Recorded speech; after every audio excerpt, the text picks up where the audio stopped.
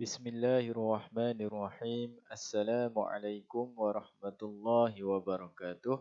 Alhamdulillah kita bertemu lagi dalam kelas online pada kali ini dan insya-Allah kita akan menyambung pelajaran yang kedua iaitu Ad-Darsus Tsani, pelajaran yang kedua. Jadi murid-murid boleh buka buku teks muka surat 51. Okey. Okay, pada pelajaran yang lepas, kita telah mempelajari berkenaan dengan makharijul huruf, iaitu tempat-tempat keluar huruf.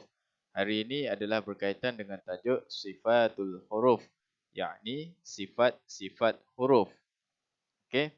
Jadi, sebelum kita pergi kepada sifat huruf, haruslah kita memahami terlebih dahulu apakah maksud sifat. Jadi, sifat bermaksud keadaan atau rupa khas yang disandarkan pada sesuatu benda, orang dan lain-lain untuk dikenali. Seperti hitam, pandai, rajin, tinggi, rendah dan sebagainya. Okey, itu adalah sifat. Jadi kita nak faham sifat ni adalah sesuatu benda yang sesuatu yang disandarkan. Sesuatu yang disandarkan sama ada pada benda, pada orang, pada tumbuhan, pada kenderaan. Semua tu adalah mempunyai sifat. Okey, contohnya macam manusia. Manusia dia ada sifat dia. Apa dia contoh sifat manusia? Rajin, lawannya malas. Tu contohnya. Okey. Kalau contoh pada kayu. Okey, kayu. Sifat yang ada pada kayu apa dia? Contohnya panjang, pendek. Kayu ni pendek. Maksudnya tu adalah sifat. Pendek, tinggi, rendah. Kalau kita kata pada pokoknya.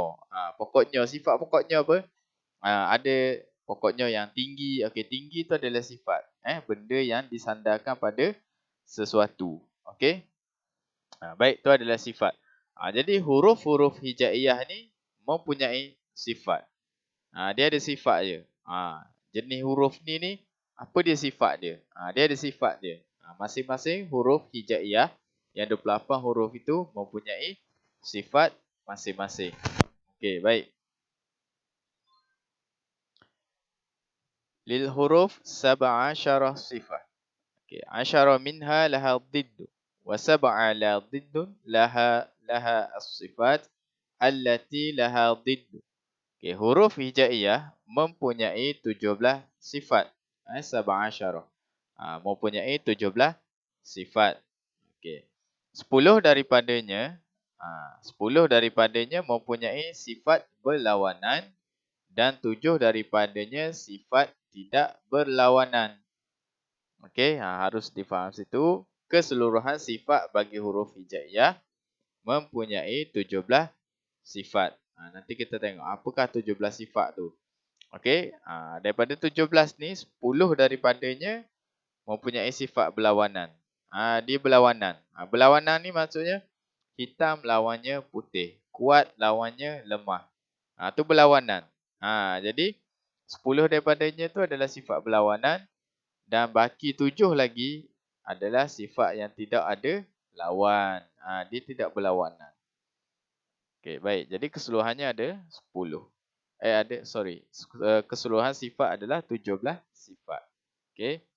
Baik, kita tengok kepada gambar rajah ni. Okey, jadi sifatul huruf. Okey, jadi sifat-sifat huruf ni terbagi kepada dua. Satu, yang pertama dhiddun, yang kedua la dhiddu. Okey, yang pertama ni berlawanan. Dhiddun maksudnya berlawanan, la dhiddu maksudnya tidak berlawanan. Okey. Tadi kita sebut sifat yang berlawanan ada 10. 1 2 3 4 5. Inilah satu lawannya. Yang kedua. Okey, yang ni. Kalau kira ni 10 lah. 1 2 3 4 5. Lawan kepada masing-masing 1 2 3 4 5. Jadi 10 keseluruhannya. Okey, 10 ni. Dia ada pasangannya masing-masing yang menunjukkan sifat ni adalah berlawanan. Okey, kita tengok yang pertama. Al-jahru lawannya al-hamsu. Biasa sebut jahar.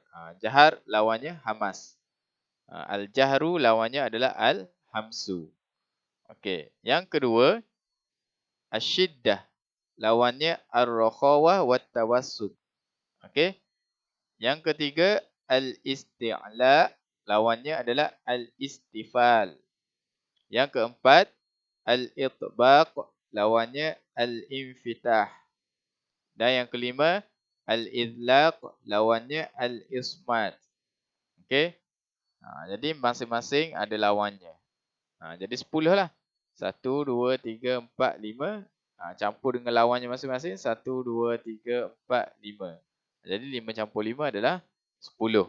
Okay. Jadi ini 10 ni adalah dikategorikan sebagai sifat diddun. Okay. Sifat yang berlawanan. Okay. Kita pergi kepada bahagian yang kedua iaitu la diddu.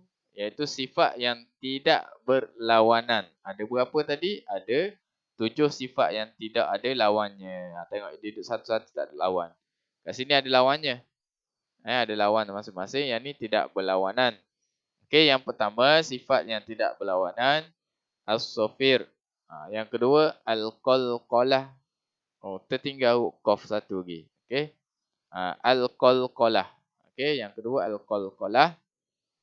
Yang ketiga al-lin. Yang keempat al-inhiraf. Yang kelima at-takrir. Yang keenam at-tafashi. Dan yang ketujuh yang terakhir al-istitalah. Okey. Ini adalah sifat-sifat bagi huruf hijaiyah. Okey, untuk keterangan yang lebih lanjut berkenaan dengan sifat-sifat ini, insya-Allah akan diterangkan pada pelajaran yang seterusnya. Untuk hari ini kita hanya menerangkan berkenaan kita panggil lebih kepada mukadimah dululah, lebih kepada pendahuluan. Yang murid-murid perlu fahami adalah sifat tu apa dia sifat. Sifat tu apa dia? Sifat huruf tu apa dia? Okey, dan murid-murid harus mengenali terlebih dahulu nama-nama sifat bagi huruf hijaiyah. Dan pembahagiannya. Ada yang berlawanan, ada yang tidak berlawanan. Berapa jumlah sifat huruf? Iaitu ada 17, 10 berlawanan dan 7 lagi tidak berlawanan. Dan murid-murid harus tahu bagaimana menyebut nama-nama sifat ni. Jadi dekat buku teks ataupun masa salin nota nanti murid-murid boleh letak barislah sebagaimana yang Ustaz dah sebut satu persatu tadi. Okey, jadi sekadar itu saja untuk pelajaran hari ini. Untuk akan datang insya-Allah kita akan bahas satu persatu berkenaan dengan sifatul huruf. Wallahu alam wabillahi taufiq wal hidayah. Okey, sebelum kita habis, minta maaf sebelum kita habis. Murid-murid perlu hafal ni nama-nama sifat ni.